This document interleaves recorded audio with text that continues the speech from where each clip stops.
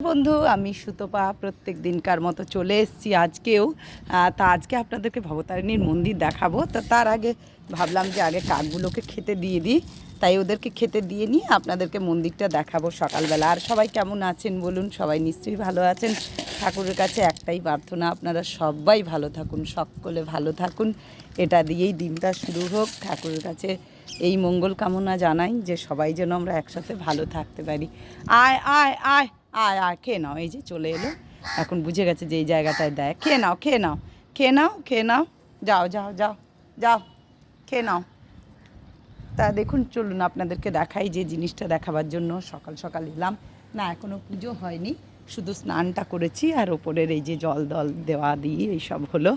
এইবারে আমি পুজো করব। তা ভাবলাম যে আমার বন্ধুদেরকে দেখাই মা ভবতারিণীর মন্দির, বৃহস্পতিবার, সবাই দর্শন করুন। এই যে এখানে কিন্তু একটু আবছা লাগবে, কারণ আজকে আমাদের এখানে খুব কুয়াশা, ঘন কুয়াশা ছিল এতক্ষণ, তাই সূর্যেরও দেখা নেই, আর একটু যেন আবছা আবছা লাগছে। তা দেখুন, সবাই দর্শন করে নিন সকালবেলা উঠেই।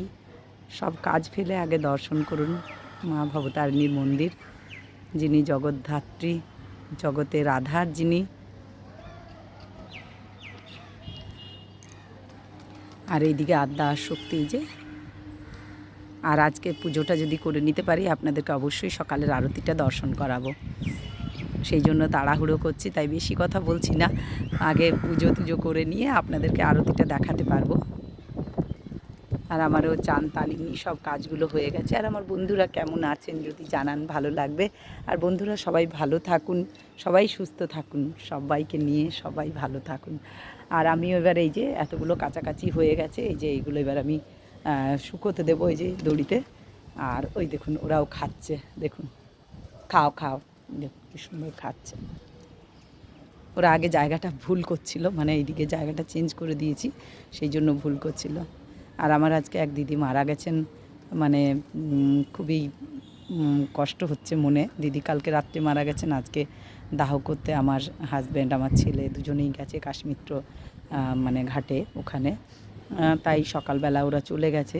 আমার হাজব্যান্ড কালকে রাত্রে থেকেই ছিল, আর আমার ছেলে আজকে সকালে গেছে। তাই সকাল সকাল সব কাজও করে ফেললাম, ভাবলাম মনটাও খারাপ। তা যাই হোক, তার আত্মার শান্তি কামনা করি। আর দিদি খুবই ভালো ছিলেন, আমাদেরকে খুবই ভালোবাসতেন, আমার ছেলে মেয়ে মানে জীবন তার।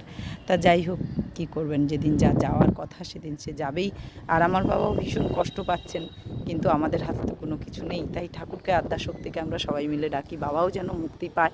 কারণ যে বয়স হয়েছে আর মানে বেঁচে থেকেও শরীর কিন্তু ভালো নেই। শরীর ভালো থাকলে বেঁচে থাকাই যায়, কিন্তু শরীর একদমই বাবার ভালো নেই।